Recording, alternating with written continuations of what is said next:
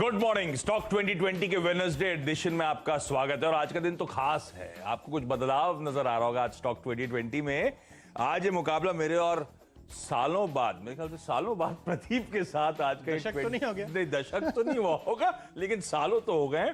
ये मुकाबला हम दोनों के बीच में वापस हो रहा है। पहले हुआ करते थे जब अभी चर्चा कर रहे थे, आपको याद होगा स्टॉक 2020 जब शुरुआत हुई थी ना, तब आधे घंटे के 2 शोज हुआ करते थे। 4 टीम्स का मुकाबला हुआ करता था। 40 स्टॉक दिए जाते थे। क्या मुश्किल होता था स्टॉक्स ढूंढना।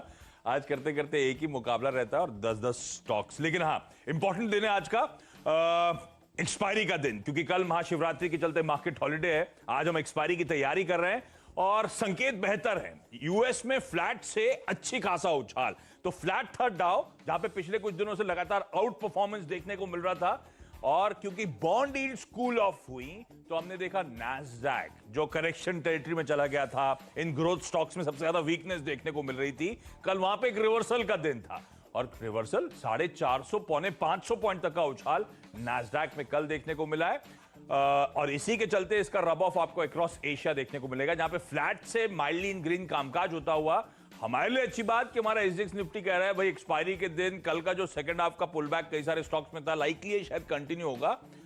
आपकी स्क्रीन पर आएगा 0.5% के उछाल के साथ शुरुआत होने के एक्सपायरी के दिन इंडिकेशन आते हैं। अगर वाकई इस तरह की शुरुआत होती है तो काफी इंपॉर्टेंट लेवल्स को हम ब्रीच करते हुए नजर आएंगे, तो होपफुली तेजी तूल पकड़ती हुई नजर आए। लेकिन देखते हैं कैसा दिन पैन आउट होता है। लेकिन प्रदीप से जान लिया जाए कैसे अप्रोच करना है आज के बाजार को। तो ये बहुत ही अच्छा है कि आप सबसे बड़ा जो रिस्क का बैरोमीटर है वो नैस्डैक है डाउ के मुकाबले में ग्लोबली, क्योंकि वो ज्यादा वोलेटाइल है, तो वो रिकवर हुआ है। और देखिए क्रूड भी थोड़ा हल्का पड़ा है, अभी मॉर्निंग में थोड़ा सा संभलने की कोशिश कर रहा है, लेकिन ओवरऑल हमारे लिए कल और आज के मुकाबले क्रूड बेहतर है, तो हमारे लिए दूसरा अच्छा सिग्नल आपको दिखाई दे रहा है। अच्छा, निफ्टी देखिए आप करीब 15,225 15,250 इस लेवल की बात कल शाम को एनालिस्ट कर रहे थे, जो बेस्ट केस सिनेरियो आज की एक्सपायरी में होगा, तो आप करीब करीब वहीं शुरुआत करेंगे, तो ये भी काफी पॉजिटिव संकेत है। और ऐसे में काफी ज्यादा फोकस होगा स्टॉक्स पे, तो स्टॉक स्पेसिफिक ट्रेड आपको ज्यादा बेहतर मिलेंगे। अगर निफ्टी ऑलरेडी बिल्कुल टॉप पे खुलता है तो वो शायद आपको ट्रेड का मौका नहीं दे और वहां पर आपको इंतजार करना पड़े। तो जिन स्टॉक्स में पैसे बनेंगे वो हम बताएंगे। हाँ, तो बेसिक आइडिया वही। और सारी की सारी तेजी और डॉलर इंडेक्स का कूल ऑफ होना 1.61 के जोन से अब आते आते 1.54 1.53 के जोन पे dollar index benchmark bond yields कामकाज करती हुई यूएस की, और इसीलिए आप देख रहे हैं थोड़ा सा स्टॉक मार्केट्स रिजॉइस करते हुए। शुरुआत कर रहा हूं, 10 के 10 बल्लेबाज है मेरे पास। बिल्कुल, दूसरी स्ट्रैटेजी हो ही नहीं सकती। अरे वाह, तो कन्विक्शन है, खरीदारी की तरफ ही है। पहला स्टॉक जो मैं मेंशन कर रहा हूं वो है विप्रो का। कल आपने देखा होगा सेकेंड हाफ में काफी हद तक वो नैस्डैक फ्यूचर्स इंडिकेट कर रहे थे कि यूएस में तेजी होगी। हालांकि तेजी उम्मीद से कहीं ज्यादा हुई, तब 200-250 पॉइंट ऊपर था, पौने 500 पॉइंट नैस्डैक ऊपर बंद हुआ। लेकिन हमारे यहां क्या हुआ सेकेंड हाफ में भी क्या, आखिरी के 1-1.5 घंटे में आईटी स्टॉक्स ने लोअर लेवल से गजब की रिकवरी दिखाना शुरू करी है। विप्रो ऑफेट एक लेगार्ड था, वो $1.5 बिलियन का एक्विजिशन को लेकर कंसर्न थे। कई लोग ये मान रहे हैं कि थोड़ा सा प्राइसी एक्विजिशन कर डाला है और आईटी कंपनीज जनरली कंसल्टिंग के कारोबार को इजीली डाइजेस्ट कर नहीं पाती, तो इन्होंने तो बहुत बड़ा हाथ मार दिया है। लेकिन जो न्यू फाउंड एग्रेशन अब विप्रो में नजर आ रहा है, दिसंबर में आपको याद होगा एक और इन्होंने बड़ी डील करी थी, $700 मिलियन का बाय था वो। तो जो न्यू फाउंड एग्रेशन है वो अच्छा लग रहा है। अब कैसे कंज्यूमेट होता है एनीबडी इज गेस, लेकिन कंसल्टिंग, लेकिन बीएफएसआई जिसको लेकर ग्लोबली कहा जा रहा है बहुत तगड़े स्पेंड्स देखने को मिलने वाले हैं, विप्रो ने वहां पे दांव खेला है। तो कल विप्रो भी दिन के लो से रिकवर कर रहा था अंडर परफॉर्मेंस के बाद। मुझे लगता है आज फर्दर गेन्स ईक आउट करेगा और आईटी शायद आज शुरुआत में तो लाइमलाइट पर रहने वाला है। वो कल के स्टॉक मूवमेंट्स दिखाना शुरू कर चुके थे, तो विप्रो के साथ शुरुआत कर रहा हूं। 429 430 तक के टारगेट्स के लिए स्टॉक पे दाव लगाने की सलाह, स्ट्रिक्ट स्टॉप लॉस के साथ, लेकिन ये स्टॉक कंफर्ट दे रहा है। अब ये टेस्टिंग टाइम्स होंगे अजीम प्रेमजी के बाद ऋषद प्रेमजी के लिए। ऋषद प्रेमजी चेयरमैन है और इस तरह का एक्विजिशन करा है, नेक्स्ट गियर शिफ्ट करा उन्होंने इस कंपनी का। देखते हैं ऋषद करते क्या है। तो नए सीईओ का नाम क्या है? थेरी डेलापोर्ट ना?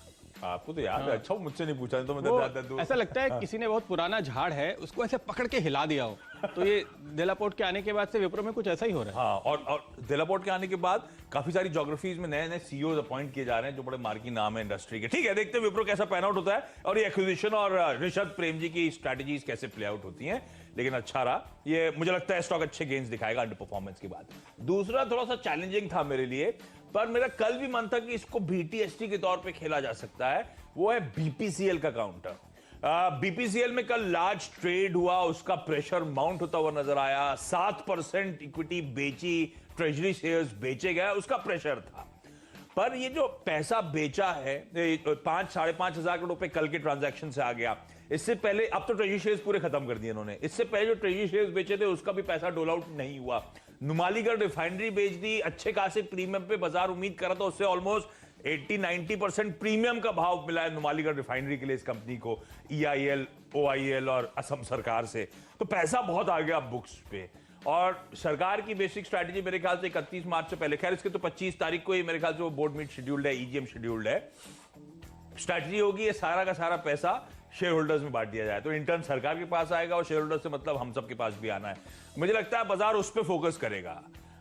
तो बीपीसीएल शायद कल के उस दबाव के बाद आज एक रिवर्सल का दिन होगा। प्रदीप कह ही रहे थे कच्चा तेल थोड़ा सा नरम पड़ रहा है 2 दिनों से, वो सेंटिमेंट पॉजिटिव है। हालांकि पंप प्राइसेस का आजकल कच्चे तेल के उससे नहीं, सरकार के इंटरवेंशन से ज्यादा फर्क पड़ता है। लेकिन मुझे लगता है बीपीसीएल में आज शायद कुछ गेन्स ईक आउट होंगे, तो खरीदारी करने के मौके होंगे। होपफुली दिन की समाप्ति तक ये स्टॉक अच्छे खासे इन ग्रीन आपको ट्रेड करता हुआ नजर आए। तो स्क्रीन को देखिएगा, अगर लोअर लेवल से रिकवरी शुरू होती है तो बीपीसीएल में 458-460 तक के जोन्स के लिए अप्रोच किया जा सकता है। ओके, तो ये दिग्गज स्टॉक आपके सामने आते हुए, और मैं मिड कैप से शुरुआत करता हूं क्योंकि खबर आ रही है जो आप सुबह सुबह बता रहे थे, गुजरात बोरोसिल को लेकर के सरकार ने जहां पर काउंटर वेलिंग ड्यूटी इनके लिए लगाई है, और ये जो CVD ड्यूटी लगाई गई है तकरीबन 10% के दायरे में, इसका फायदा स्टॉक को मिलेगा। पिछले कुछ एक सेशन से ये स्टॉक प्रेशर में भी था, तो जाहिर है कि अच्छी खबर आ रही है, तो यहाँ पर रिकवरी के लिए लेवल बहुत अच्छे हो जाते हैं। ओवरऑल अगर आप इस सेक्टर को देखें, इस सेगमेंट को देखें, तो वहां पे डिमांड लगातार बढ़ती हुई नजर आ रही है। और साथ ही साथ चूंकि इनके प्रोडक्ट्स का इस्तेमाल अक्रॉस सेक्टर होता है, क्रॉस इंडस्ट्रीज होता है, और जिस तरह से आप इकोनॉमी में पिकअप देख रहे हैं उसका पूरा फायदा मिलता हुआ नजर आएगा। तो सरकार का सपोर्ट एक के बाद एक इंडस्ट्री को एक्सटेंड होता हुआ, इससे ज्यादा हौसला बढ़ाने वाली बात आजकल कोई नहीं होती, क्योंकि जाहिर है हमारी सारी कंपनीज सस्ते इंपोर्ट के प्रेशर में आ जाती है, और जब सरकार इस तरह से ड्यूटी लगाकर उनको सपोर्ट करती है तो अगले कुछ क्वार्टर के नतीजे आपको बेहतर होते हुए नजर आते हैं। यही वजह है कि गुजरात बोरोसिल के साथ मैंने शुरुआत की है आज के ट्रेड में, और यहां पर आपको जबरदस्त तेजी देखने को मिलेगी। ये तो स्टॉक किस तरह की तेजी दिखाता है, इसके टारगेट फिलहाल आपकी स्क्रीन पर है, और आगे हमारे एक्सपर्ट्स आपको राय देंगे। लेकिन जो खबर आ रही है वो बेहद स्ट्रांग है इस पूरे सेक्टर के लिए। मेरे ख्याल से आशीष भी एक आध और स्टॉक ढूंढ रहे हैं जिसको फायदा मिले इस खबर का, और उन पर भी नजर होगी, तो वो आपको आशीष आगे बताएंगे। और आप मान सकते हैं कि वही मेरा फिर फेवरेट भी होगा, कैप्टन चॉइस भी होगा। लेकिन एक और सेगमेंट जिस पर मेरी नजर है आज के ट्रेड में, और वहां से आपको 2 स्टॉक मिलते हैं, इनफैक्ट दोनों एक साथ ही ले लेते हैं आशीष। इंटरग्लोब और स्पाइस जेट, दोनों एविएशन कंपनीज के स्टॉक अगर आप देखें तो प्रेशर में थे।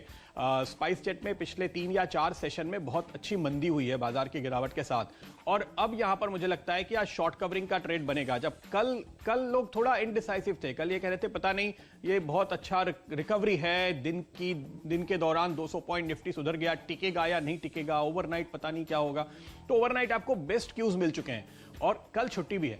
तो ऐसी स्थिति में जिन स्टॉक्स में आपने बहुत दबाव देखा है और अच्छे खासे शॉर्ट्स खड़े हैं, वो अब आज काटते हुए आपको नजर आएंगे। लेकिन ये वजह नहीं है, वजह दूसरी है। वजह यह है कि जेट एयरवेज के मामले में जिस एफिडेविट का इंतजार था, डीजीसीए को फाइल करना था एफिडेविट, उन्होंने उसमें यह कहा है कि जेट एयरवेज के जो पुराने स्लॉट्स थे वो उनकी प्रॉपर्टी नहीं थे, वो उनको लौटाए नहीं जा सकते। अब ये काफी इंटरेस्टिंग बात है, क्योंकि एविएशन में स्लॉट्स बहुत ही इंपॉर्टेंट होते हैं। अगर आप मान लीजिए मिसाल के तौर पे मुंबई से दिल्ली की फ्लाइट ले रहे हैं, तो आप पाएंगे कि सुबह 7 से 8 के बीच में ज्यादातर लोग फ्लाइट लेना चाहते हैं, ताकि वो काम के वक्त अपनी मीटिंग के लिए बिल्कुल वक्त पे दिल्ली पहुंच सके, या दिल्ली से मुंबई आना चाहें, और तमाम बड़े शहरों में ऐसा ही होता है। वो प्राइम स्लॉट्स इनके हाथ से निकल गए हैं, और वो कहां गए हैं? वो जाहिर है कि स्पाइस के पास आए हैं या इंटरग्लोब के पास आए हैं। तो अब अगर जेट को ये स्लॉट्स वापस नहीं मिलने, तो सबसे लुक्रेटिव, सबसे अच्छी मार्जिन, सबसे अच्छा आप कह सकते हैं जो टर्नओवर देखने को मिलता है, भरी हुई प्लेन जाती है, वो ये सेगमेंट है, और ये बहुत ही इंपॉर्टेंट डेवलपमेंट देखने को मिल रहा है। साथ ही साथ कच्चा तेल थोड़ा कूल ऑफ हुआ, और आप जानते हैं कि जो एटीएफ के दाम हैं वो तो रेगुलेट होते नहीं है सरकार की ओर से, वो फ्री होते हैं मार्केट पे, तो क्रूड के साथ चलते हैं। और एक थोड़ा डीलर्स का ये मानना है आशीष कि $70 के आसपास एक साइकोलॉजिकल रेजिस्टेंस है, और प्रेशर बढ़ रहा है जो ऑयल प्रोड्यूसर्स हैं उनके ऊपर, कि 70 के ऊपर दुनिया की इकोनॉमी के लिए संभालना बड़ा मुश्किल है। तो अब आप कुछ तो करो, सप्लाई बढ़ाओ। और ऐसी स्थिति में अगर क्रूड यहाँ पे अटकता है और करेक्शन आपको देखने को मिलता है, तो वो एक एडिशनल पॉजिटिव हो जाएगा। तो ये 2 और स्टॉक होंगे। अरे वाह, दोनों इंटरेस्टिंग कंपनीज रडार पे रखिएगा। एवरेस्ट इंडस्ट्रीज और सोलारा एक्टिव फार्मा दोनों खरीदारी करने के कॉल्स आपकी स्क्रीन पर आएंगे। एवरेस्ट इंडस्ट्रीज इसीलिए क्योंकि एवरेस्ट बिल्डिंग सॉल्यूशंस का विलय को शायद मंजूरी मिल चुकी है।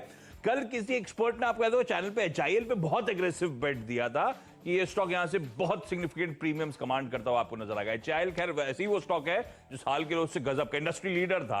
एवरेस्ट में भी हमने देखा अच्छे खासा मोमेंटम बिल्डअप होता हुआ। इस तरह की कंपनीज को अडॉप्ट रखिएगा। एवरेस्ट खरीदारी करने के मौके सोलारा एक्टिव फार्मा स्पेसिफिकली इसलिए कि ऑफ हाई ट्रेड कर रहा है, अच्छे खासा मीनिंगफुल करेक्शन आया था और कल प्रमोटर्स ने बहुत सारे प्लेज शेयर्स जो थे, जो एक कंसर्न बना होता स्टॉक को लेकर, रिलीज कराए, छुड़वाए, गिरवी रखे शेयर हटाए गए। सोलारा एक्टिव फार्मा के लिए अच्छी खबर, इसीलिए 1260 1265 तक के टारगेट्स के लिए यहां पे अप्रोच करेंगे। मेरे ख्याल से एक स्टॉक और है, उसके बाद डिपेंडेबल की बारी है, तो मैं एक स्टॉक और बताता हूं, फिर आप कंप्लीट कर देना 5।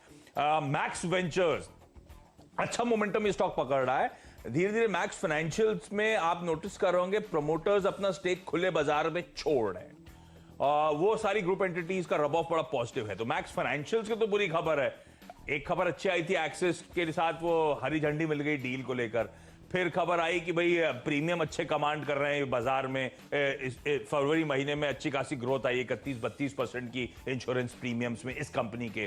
पर उसके बावजूद कल जब सारी इंश्योरेंस कंपनी चल रही थी, ये एकदम फ्लैट था मैक्स फाइनेंशियल्स का स्टॉक। वो इसीलिए था क्योंकि प्रमोटर्स जो कि max ventures and holding company है, उसने माल छोड़ना शुरू करा है खुले बाजार में। तो उसके लिए पूरी खबर, लेकिन मेरे को लगता है ग्रुप एंटिटीज को अडॉप्ट रखना, खासतौर पर मैक्स वेंचर्स को। ये स्टॉक शायद 65 तक की तैयारी कर रहा होगा। ओके तो मैक्स ग्रुप पे काफी ज्यादा एक्शन है और इसके साथ साथ अब चलिए मैं अपने 2 स्टॉक आपको बताता हूं। मेरा अगला स्टॉक होगा भारत गियर्स। ये एक ऑटो एंसिलरी कंपनी है और इस पे नजर इस तरह से पड़ी कि कल आपने एक एक्सक्लूसिव खबर सीएनबीसी आवाज पे सुनी थी। मयूर यूनिकोटर्स के साथ डील्स होती हुई बड़ी कंपनियों की। पहले इनको मर्सिडीज से कॉन्ट्रैक्ट मिला है और अब टेस्ला की बात हो रही है। तो मैं एक ऐसा स्टॉक ढूंढने की कोशिश कर रहा था, मैंने ऑटो एनालिस्ट से कुछ बात की, तो मुझे जो थीम समझ में आई वो ये कि ऐसी कंपनियां ऑटो एंसिलरी में जिनका इस्तेमाल होता रहेगा भले ही आप ईवी पे शिफ्ट हो जाए। तो जो डीजल पंप या उस तरह की चीजें बनाने वाली कंपनीज हैं, अगर फ्यूल का इस्तेमाल नहीं होता तो उनके लिए दिक्कत हो सकती है। लेकिन वो कौन सी कंपनीज हो सकती हैं जिनको इस तरह से दुनिया की कंपनियों के आने का भी फायदा होगा, उनमें से इस कंपनी का नाम साफ तौर पे सामने आ रहा है। और इसने दरअसल पिछले हफ्ते ही क्रिसिल का एक अपग्रेड भी आया हुआ है, रेटिंग अपग्रेड हुआ है। तो छोटे mid cap small cap companies में जहां पर रेटिंग एजेंसीज जो जिनके बारे में आमतौर पर हम कहते हैं कि वो बड़ा कंफर्मेशन लेके आती हैं, ब्रोकरेजेस तो तुरंत अपग्रेड कर देते हैं, लेकिन रेटिंग के अपग्रेड का मतलब है कि वाकई अंदर से आपको सुधार देखने को मिल रहा है। इस वजह से स्टॉक पे मेरी नजर पड़ी और इसका दिसंबर का नतीजा ऑलरेडी एक टर्न अराउंड दिखा रहा है। तो आगे आपको एनालिस्ट मानते हैं कि बेहतर चाल देखने को मिल सकती है। इसलिए भारत गैस वो स्टॉक होगा जिसको फायदा होने की उम्मीद साफ तौर पर नजर आती है इस वक्त, इस नई थीम के चलते जहां पे दुनिया भर की कंपनियों की नजर हमारे ऑटो मार्केट पे है। और साथ ही साथ स्क्रैपेज पॉलिसी की बातें तो आप सुन ही रहे हैं। वक्त थोड़ा कम है तो चलिए थोड़ा जल्दी से वाइंड अप करते हैं। अगला स्टॉक जिस पे मेरी नजर है वो है 5 पैसा कैपिटल। यहां पर खरीदारी की राय इसलिए बन रही है क्योंकि कल हमने देखा बाजार का वॉल्यूम करीब 15% बढ़ गया कैश मार्केट में। और जिस तरह से एक के बाद एक डील्स हो रही हैं तो जाहिर है कि वॉल्यूम इसके चलते बढ़ता हुआ नजर आ रहा है। कंपनीज पैसे उठाने के लिए आ रही हैं, वो वॉल्यूम और हेड हो रहा है। और आईपीओ के जरिए जिस तरह से लगातार पैसे उठाए जा रहे हैं, आजकल तो लगता है हर रोज 2-3 आईपीओ फाइल हो जाते हैं, उसकी खबरें हमारे पास हर रोज आ जाती हैं। एक के बाद एक आईपीओस खुलते भी जा रहे हैं और आपको इस हफ्ते और अगले हफ्ते लगातार आईपीओस खुलते हुए नजर आएंगे। तो इसको देखते हुए ये जो ब्रोकरेज कंपनीज हैं उनके लिए सबसे ज्यादा फायदा इसलिए होता है क्योंकि बहुत सारे ऐसे लोग हैं आशीष मेरे जानने वालों में जो आमतौर पे सेकेंडरी मार्केट में पैसे नहीं लगाते, लेकिन जब कोई अच्छा आईपीओ आता है तो मुझे फोन आता है इसमें पैसे लगा दूं क्या। तो इनके लिए तो अच्छी बात है, नए कस्टमर मिल रहे हैं इनको, क्योंकि बिना ट्रेडिंग अकाउंट खोले तो आप आईपीओ में पैसे लगा नहीं सकते। इसलिए ब्रोकरेज कंपनीज के लिए ये एक बहुत ही अच्छी खबर है जो बिल्कुल सीरीज ऑफ आईपीओ आपके सामने फिलहाल बनते हुए नजर आ रहा है। और इस थीम पे मैंने स्टॉक को ढूंढा है तो यहां पर उम्मीद करनी चाहिए कि इनको फायदा मिलता हुआ नजर आएगा। आप बोलते रहिए, बाजार को सुनने में आपको अच्छा लगेगा। मैं फटाफट कर रहा हूं, आप बताते रहिए सारे स्टॉक्स के बारे में। इन्वेस्टर डिपेंडेबल आपकी स्क्रीन पर आने, अब एक एक करके हम दोनों के। मेरा तो नाल्को है। नाल्को में ध्यान रखिए बायबैक आज बंद होने जा रहा है। मुझे लगता नहीं उसमें गवर्नमेंट के अलावा कोई भी और सरेंडर करते हुए नजर आएंगे, क्योंकि इसी भाव के आसपास तो उसका टेंडर प्राइस है। पर बैलेंस शीट पे बहुत कैश पड़ा हुआ है नाल्को के। 380-400 करोड़ रुपए के इन्वेस्टमेंट्स, 200 करोड़ रुपए के आसपास का कैश, 1900 करोड़ रुपए के आसपास का बैंक बैलेंस, 2500 करोड़ रुपए से ज्यादा की रकम होगी, अराउंड अबाउट उतना पैसा इस कंपनी की बुक्स पर ऑलरेडी है। तो बायबैक के बाद सरकार और पैसा ईक आउट करना चाहती है 31 मार्च से पहले। तो अब 15 मार्च यानी कि मेरे ख्याल से कमिंग मंडे फिर से बोर्ड मीटिंग शेड्यूल्ड है, जिसमें अभी इंटरिम डिविडेंड डोल आउट करने की तैयारी कर रहे हैं। तो नैल्को को रडार पर रखना। और कल सारे के सारे मेटल्स में प्रेशर था, जाते जाते ये शायद स्टॉक भी 3.5-4% का दबाव था। आज मेटल्स हाई बीटा बाजार की मूड के साथ शायद आउट परफॉर्मेंस दिखाएं, लेकिन उसमें सिलेक्टिवली नैल्को पे दाव। उड़ीसा की याद आ गई। उड़ीसा में बड़ा कारोबार है, बहुत बड़ा कारोबार। हाँ, उड़ीसा काफी साल हो गए कोणार्क का सूर्य मंदिर देखने फिर जाना चाहिए। चलिए चलेंगे, लेकिन मेरा मिस्टर डिपेंडेबल स्टॉक मैं आपको बता देता हूं, और वो स्टॉक जो हमने चुना है वो है एसएच केलकर। यहाँ पर मिस्टर डिपेंडेबल के तौर पे चुनने की जो वजह है, जो अभी हम बात कर रहे थे कि बाजार में इस समय किस सेक्टर की सबसे ज्यादा चर्चा हो रही है, केमिकल सेक्टर की हो रही है, क्योंकि अनुपम रसायन एक आईपीओ है जो शुक्रवार को खुलने जा रहा है, और लक्ष्मी ऑर्गेनिक्स एक और आईपीओ है जो सोमवार को खुलने जा रहा है। तो आईपीओ मार्केट में जिस सेक्टर के स्टॉक आते हैं, आप जो लिस्टेड कंपनीज हैं उनके साथ कंपेयर करते हैं और कहते हैं यहाँ पे कितना स्कोप है और खरीदारी के कितने मौके बनते हुए नजर आ रहे हैं। उस लिहाज से एसएच केलकर एक ऐसा स्टॉक है जो कि काफी वक्त से हमारे एनालिस्ट के रडार पे रहा है, और इस पर अब काफी ज्यादा कवरेज हमने आते हुए देखा है। तो एसएच केलकर इस समय आपको इस पूरे ट्रेंड का फायदा मिलता हुआ दिख सकता है।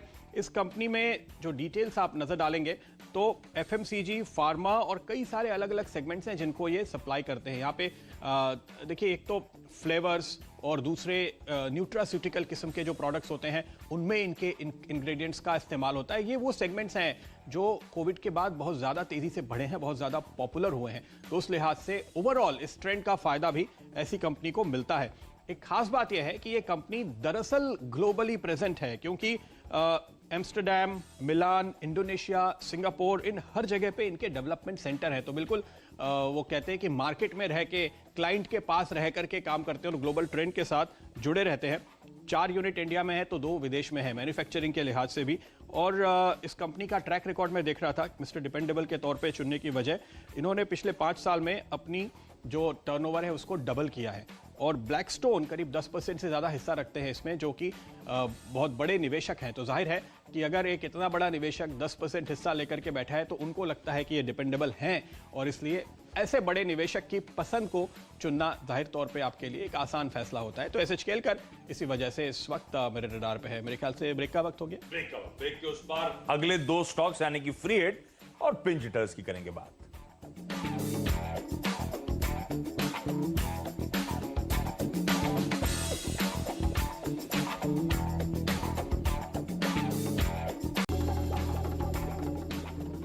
स्वागत है आपका ब्रेक के बाद एक बार फिर, और स्टॉक 2020 में अब आ रही है आपको अगले 2 स्टॉक्स बताने की। तो जिस सेगमेंट पे, जिस थीम पे हमारी नजर ब्रेक के पहले बनी हुई थी, यानी केमिकल, क्योंकि वहां पे लगातार एक के बाद एक कतार लगी हुई है नए इश्यूज की, तो जाहिर है कि सेकेंडरी मार्केट में तिरुमलाई केमिकल जैसे जाने माने स्टॉक पर आपकी नजर जरूर पड़नी चाहिए।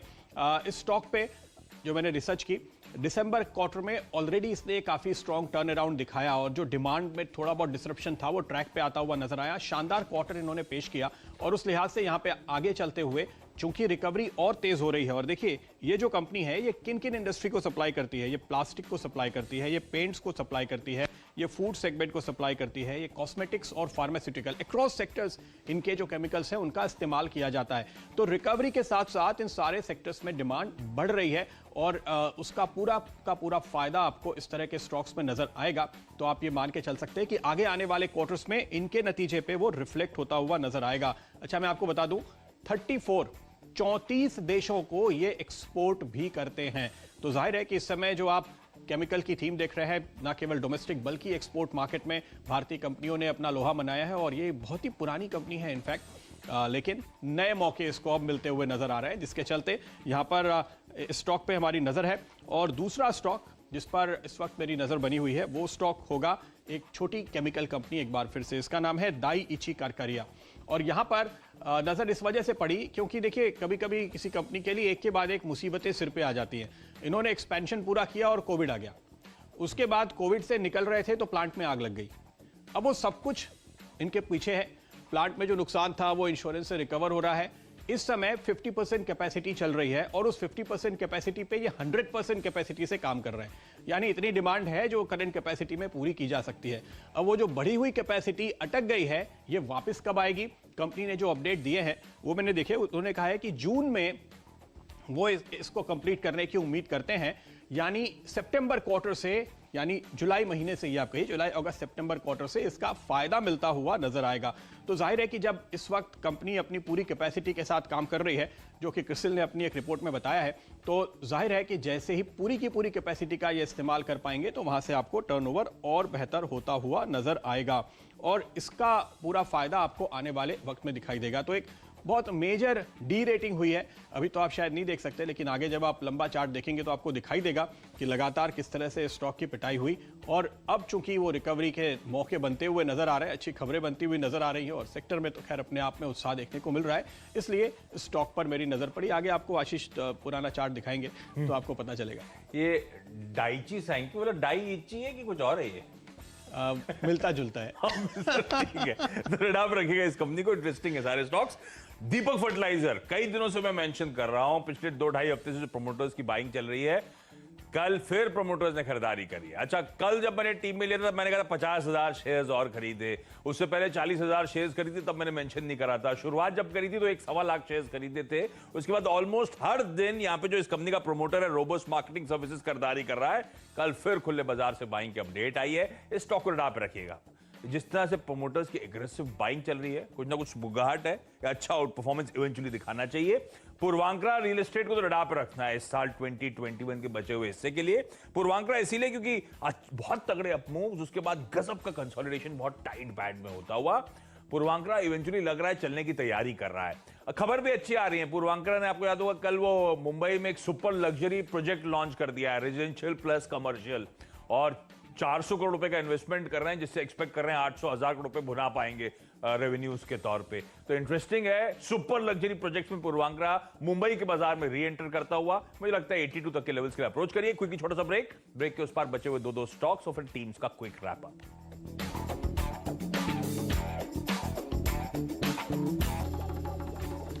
स्वागत है आपका एक बार फिर, और अब बारी आपको बताने की आज आखिर के 2 स्टॉक्स जो मेरी टीम में शामिल होते हुए नजर आ रहे हैं। पहला स्टॉक जिस पर मेरी नजर है वो है विनाइल केमिकल। तो केमिकल स्टॉक्स, जैसे हमने आपको लगातार चुनकर बताए हैं, ऐसे केमिकल स्टॉक्स जहां पे अच्छे करेक्शन के बाद एंट्री के मौके मिल रहे हैं और आईपीओ मार्केट के बज़ का असर है। इसके साथ साथ आप देखिए आज जो कच्चे तेल में गिरावट आ रही है उसकी वजह से आपको दिग्गज कंपनियों पे नजर होगी। मिसाल के तौर पे आप एशियन पेंट्स पे रिकवरी देखेंगे, ऐसी उम्मीद की जा रही है। पिडिलाइट एक और ऐसा स्टॉक है जहां पर आप रिकवरी देखेंगे, ऐसी उम्मीद की जा रही है। और ये जो विनाइल केमिकल है, ये दरअसल पिडिलाइट ग्रुप की कंपनी है। पिडिलाइट को वैम सप्लाई करती है, पिडिलाइट की सप्लायर है। तो पिडिलाइट में जिस तरह से करेक्शन हुआ उसके साथ साथ ये भी नीचे आया। अब अगर कच्चे तेल की गिरावट और जैसे कि आशीष आपको बता रहे हैं रियल एस्टेट में अच्छी खबरें आती हुई, चाहे वो पूर्वांकरा हो, चाहे वो गोदरेज प्रॉपर्टीज हो, उसका फायदा पिडिलाइट को मिलेगा, तो विनाइल केमिकल आपको यहां पर वैसा ही एक उछाल बनाकर दे सकता है। इसलिए एक अच्छे करेक्शन के साथ यहां पर विनाइल केमिकल वो स्टॉक है जिस पर मेरी नजर है। और वक्त थोड़ा कम है तो जल्दी से अंतिम स्टॉक बता देता हूं, फिर आशीष अपने 2 स्टॉक बताएंगे। अंतिम स्टॉक जो मेरी नजर में आ रहा है वो है जोडिएक क्लोथिंग। और यहां पर अगर आप देखें तो एक बहुत ही अच्छे करेक्शन के बाद जो खबर सामने आई है वो बहुत ही इंटरेस्टिंग है। देखिए, पैरी वॉशिंगटन इंडिया मास्टर फंड एक फंड था जिसका यहाँ पे हिस्सा था और वो सेलिंग कर रहे थे, जिसकी वजह से आपको दबाव देखने को मिल रहा था। तो उनके पास जो आखिर के 2.3% शेयर बचे थे वो भी उन्होंने बेच दिए हैं। तो अब जाहिर है कि ये एक सप्लायर का, एक सेलर का जो ओवरहैंग होता है मिड कैप स्टॉक में, वो बहुत ज़्यादा बड़ा होता है, क्योंकि जाहिर है कि बड़ा लॉट जब भी बिकने के लिए आता है तो रिटेल इन्वेस्टर आमतौर पर इसको सपोर्ट नहीं कर पाते बाजार में। और जब बाजार का मूड भी इतना खराब हो तो जाहिर है कि अब ये ओवरहैंग निकल गया, एक बड़ा दबाव निकल गया। और उसके बाद जोडिएक एक जाना माना ब्रांड है, मुझे पता नहीं मेरे और आशीष के शर्ट में से कौन सा जोडिएक का है। हो सकता है बिल्कुल, लेकिन काफी पहनी है इसकी। बिल्कुल, बहुत ज्यादा हमारे वार्डरोब में इनफैक्ट काफी सारे जोडिएक के शर्ट, अगर आप रेडीमेड शर्ट हम जब लेने जाते हैं तो काफी प्रोविडेंट ब्रांड है जिस पर हमारी नजर है। और ये भी ऐसी कंपनी है जो कोरोना काल से बाहर आ रही है, प्रोडक्शन के, अपने कारोबार के लिहाज से भी और भाव के लिहाज से भी। तो ये एक अच्छी खबर यहाँ पर कि बड़े फंड ने फाइनली अपने हाथ पूरे झाड़ लिए, तो यहाँ पर मौका बनता है बाउंस का। सप्लाई ओवरहैंग खत्म होता हुआ, ठीक बात। शुरुआत करी थी, अच्छा प्रदीप ने गुजरात बोरोसिल की बात करी, तो बोरोसिल रिन्यूएबल को स्क्रीन पर लेकर आइएगा। गुजरात बोरोसिल तो खैर आज सर्किट की तरफ मूव करेगा, लेकिन उसका रब ऑफ ग्रुप एंटिटीज पे पड़ेगा, इसीलिए ये स्टॉक रडार पे 270 के टारगेट। प्रदीप ने पूरी खबर आपको समझा दी है, मुझे लगता है ये स्टॉक भी आज अच्छी तेजी दिखाएगा। और शुरुआत करी थी आईटी की एक दिग्गज कंपनी विप्रो के साथ, खत्म कर रहा हूं टीम को एक और आईटी मेजर के साथ, वो है इन्फोसिस। तो विप्रो का तो रैशनल समझाया था, लेकिन आज आईटी शुरुआत में अच्छे अपटिक्स और कल के गेन्स को कंसोलिडेट करता हुआ शायद नजर आए, इसीलिए 1385 के लेवल्स इवेंचुअली, लेकिन मुझे लगता है पहले 1370 75 तक के जोन तक के टारगेट्स रखिएगा। अगर गेन्स आते हैं तो स्ट्रेट स्टॉप से साथ, अदरवाइज जहां मुनाफा मिले। कल फिर छुट्टी है, उसके बाद एक दिन फ्राइडे को लौट के आएंगे, फिर 2 दिन की छुट्टी पे जाना है। जहां मुनाफा है बांध लीजिएगा। मेरी 10 की टीम प्रदीप आपकी स्क्रीन पे 10 के 10 बल्लेबाज है, क्या पसंद आ रहा है? बहुत मुश्किल है। विप्रो, एवरेस्ट में भी एक पिडीलाइट कनेक्शन है, एवरेस्ट में पिडीलाइट, अच्छा वो रियल एस्टेट वाला मैनेजमेंट, और काफ़ी मुश्किल है चुनना। लेकिन मुझे लगता है ये आज बोरोसिल रिन्यूएबल पे नज़र होनी चाहिए फाइनली, क्योंकि एक तो इस सेक्टर के लिए अच्छी खबर है, दूसरे देखिए रिन्यूएबल्स अपने आप में आप जहां नज़र डालिए वहां पर आपने कल देखा टेस्ला की जो खबर का असर किस तरह से आपको देखने को मिला मयूर यूनिकोटर्स पे, और ये तो सीधे तौर पे उस सेगमेंट से जुड़ी हुई कंपनी है जो आपको सोलर एनर्जी के लिए प्रोडक्ट्स बनाती है। तो बेस्ट पिक तो यही नजर आ रही है। आज सुबह नीरज ने एक गवर्नमेंट का कुछ डॉक्यूमेंट भेजा जिसमें रिन्यूएबल्स पे बहुत तगड़ा फोकस करने की तैयारी हो रही, तब ये स्टॉक रडार पे आया। और इनकी टीम में खैर जो मैं चाहता था, गुजरात बोरोसिल गजब का मूव दिखाएगा, क्योंकि एंटी डंपिंग ड्यूटी वो लगाई गई है। मुझे लगता है वो ऑब्वियस है कि ये कंपनी सर्किट पे हिट करती हुई नजर आएगी और फिर उसके करीब जाती हुई नजर आएगी। तो ये आउट परफॉर्मर है आज क्या, इस पे दाव लगाएंगे। बस देखना ये कितना गैप अप होता है, कितना मार्जिन ऑफ सेफ्टी हमारे पास बचता है उस गैप अप के बाद। क्विकली मेरी 10 की टीम आप लोग की स्क्रीन पर, एक्सपायरी का दिन 10 के 10 बल्लेबाजों के साथ जा रहा हूं। शुरुआत करी आईटी एक दिग्गज विप्रो के साथ, जहां पे खरीदारी करने का मन। कल दिन के लो से क्रॉस आईटी हमने देखा था, आखिरी के लेग में बाजार में लो लेवल से रिकवरी आ रही थी। नैस्डैक का जो फ्यूचर हमने डाइजेस्ट करा था उससे कहीं ज्यादा तेजी यूएस में भी है, तो आईटी थोड़ा लाइमलाइट पे लौटता हुआ मुझे लगता है। पिछले कई दिनों के अंडर परफॉर्मेंस के बाद ये स्टॉक अब चलना चाहिए, तो इसीलिए खरीदारी करने का मन। अंडर परफॉर्मेंस था क्योंकि $1.5 बिलियन का एक्विजिशन करा था। बीपीसीएल कल का लास्ट ट्रेड स्टॉक पे वे कर रहा था, 4-5% का दबाव था, लेकिन ध्यान रखें 5-5.5 हजार करोड़ रुपए कल की ट्रेजरी शेयर सेल से मोबिलाइज कर लिए। नुमालीगढ़ रिफाइनरी के एग्रेसिव पैसा मिल गया है, उम्मीद से कहीं अच्छा पैसा मिला है। इससे पहले ट्रेजरी सेल्स का पैसा अभी भी बैलेंस शीट पे पड़ा हुआ है। ये सब निकलना है बुक्स के बाहर, शेयर होल्डर्स के पास आना है, इसीलिए अब बीपीसीएल रडार पर। Everest industries real estate out performance, HIL में गजब की री-रेटिंग, और एवरेस्ट ने कंसोलिडेशन जो अमेलगमेशन कर रहा है उसको हरी झंडी। Solara active of high trade कर रहा है, गिरवी रखे काफी सारे शेयर्स कल के डिस्क्लोजर में प्रोमोटर ने छुड़वाए, इसीलिए मैक्स वेंचर्स, क्योंकि वो मैक्स ग्रुप एंटिटीज रडार पर है, मैक्स फाइनेंशियल्स में स्टेक सेल हो रहा है प्रोमोटर्स की तरफ से, इनके लिए पॉजिटिव खबर है, ये स्टॉक आउट परफॉर्मेंस दिखाना शुरू कर चुके हैं। नाल्को बायबैक लार्जली मेरे को लगता है सरकार के अलावा तो अनसक्सेसफुल रहेगा, लेकिन बैलेंस शीट पे तगड़ा कैश है 2,500 करोड़ रुपए के आसपास का, तो उसको और स्क्वीज आउट करने के लिए 31 मार्च से पहले बोर्ड मीट आ गई है, मंडे को स्केड्यूल्ड है, तो नाल्को डिविडेंड पे अब विचार करने जा रहा है। दीपक फर्टिलाइजर बहुत एग्रेसिवली प्रोमोटर्स रोज खरीदारी कर रहे हैं, मैं हाईलाइट कर रहा हूं, कल भी 1.5% 2% स्टॉक ऊपर था, अभी भी मुझे लगता है रडार पर रखना है स्टॉक को। कल फिर प्रोमोटर्स का डिस्क्लोजर है, 25-30 हजार शेयर और खरीद लिए बाजार से। पूर्वांकरा, क्योंकि बहुत अच्छे अपमूव्स के बाद बढ़िया कंसोलिडेशन और लग रहा है फिर से चलने की तैयारी, और मुंबई में एक बड़ा सुपर लग्जरी प्रोजेक्ट लॉन्च कर दिया जिससे 800-900 करोड़ रुपए मोबिलाइज करने की कंपनी कोशिश कर रही है। पावर प्लेस के तौर पे Borosil renewables, Borosil group entity शायद आज रडार पे रहेंगी। गुजरात बोरोसिल जो प्रदीप अभी खबर समझाएंगे उसके चलते, इसलिए सेंटिमेंट पॉजिटिव है, अच्छा अपमूव दिखाएगा। और आईटी के साथ ही टीम की वापस समाप्ति, एक और दिग्गज आपकी स्क्रीन पर, इन्फोसिस, दाव लगाने की सलाह। गुजरात बोरोसिल, जैसे कि आशीष आपको बता रहे हैं, यहाँ पर काउंटर वेलिंग ड्यूटी लगाई है सरकार ने, तो उसका पूरा फायदा मिलता हुआ न केवल इस कंपनी को बल्कि इससे जुड़ी हुई दूसरी कंपनियों को भी नजर आएगा। इंटरग्लोब और स्पाइस जेट पे नजर, क्योंकि कच्चे तेल के दाम कुछ नीचे आने का फायदा तो इनको मिल ही रहा है, साथ ही साथ जिस तरह से डीजीसीए ने यह कहा है कि वो जेट को उनके स्लॉट नहीं लौटा रहे, तो जाहिर है कि काफ़ी अट्रैक्टिव, काफ़ी मुनाफे वाले स्लॉट्स हैं जो इन कंपनीज के पास बने रहेंगे। तो ये अच्छी खबर आती हुई भारत गैस, कल हमने खबर सुनी कि टेस्ला जैसी बड़ी कंपनीज भारत में आ रही हैं और उसके चलते वो टाइप्स करने की कोशिश कर रही हैं घरेलू कंपनीज के साथ। 5 पैसा पे नजर होगी और दूसरे ब्रोकरेज स्टॉक्स पे भी, क्योंकि कल हमने मार्केट में वॉल्यूम में करीब 15% का इजाफा देखा और वॉल्यूम लगातार बढ़ता हुआ। साथ ही साथ आईपीओ मार्केट में जिस तरह की हलचल है, तो इन तमाम ब्रोकिंग कंपनीज के लिए लगातार अच्छी खबर। हर रोज आजकल एक आईपीओ खुल रहा है और 2 नए आईपीओ फाइल हो रहे हैं, वो अपडेट आपको कार्यक्रम में आगे आशीष देंगे। लेकिन साथ ही साथ इस वक्त जो आईपीओ हमारे रडार पे है वो खास तौर पे केमिकल सेक्टर से है शुक्रवार और सोमवार के लिए, इसलिए इस सेक्टर की कंपनीज को चुना है। तो डिपेंडेबल के तौर पे एसएच केलकर पे नजर पड़ी, जहां पे आप फिलहाल काफी अच्छा नतीजा दिसंबर में ऑलरेडी देख चुके हैं। तिरुमलाई केमिकल जो 34 देशों को केमिकल एक्सपोर्ट करने वाली कंपनी है, और साथ ही साथ दाइची करकरिया जहां पे एक बड़ा एक्सपेंशन प्लान अमल में आता हुआ नजर आने वाला है अगले क्वार्टर और उसके बाद के क्वार्टर में। और साथ ही साथ विनाइल केमिकल जो कि पिडिलाइट ग्रुप की केमिकल कंपनी है, उसको सप्लाई करने वाली। तो जाहिर है कि कच्चे तेल का जो फायदा होगा पिडिलाइट, एशियन पेंट्स जैसे दिग्गज स्टॉक्स को, तो इनसे जुड़ी हुई कंपनीज को भी आप एक नजर पे रखेंगे और वहां पर उछाल आने की गुंजाइश बनेगी आज के ट्रेड में अच्छे करेक्शन के बाद, इसलिए वो स्टॉक्स चुने हैं हमने। और साथ ही साथ ज़ोडिएक क्लोथिंग पर नजर है आखिर में फ्री हिट के तौर पे, क्योंकि यहां पर एक बड़ी सप्लाई खत्म हो गई है। फंड ने बचा खुचा अपना 2.25% हिस्सा भी बेच दिया है और इसलिए राहत का रुख आने की उम्मीद है। तो यह है वो 10 के 10 स्टॉक जो आज मैंने अपनी टीम में शामिल किए। सारे के सारे बल्लेबाज आपको आज दोनों ही टीमों में नजर आ रहे हैं।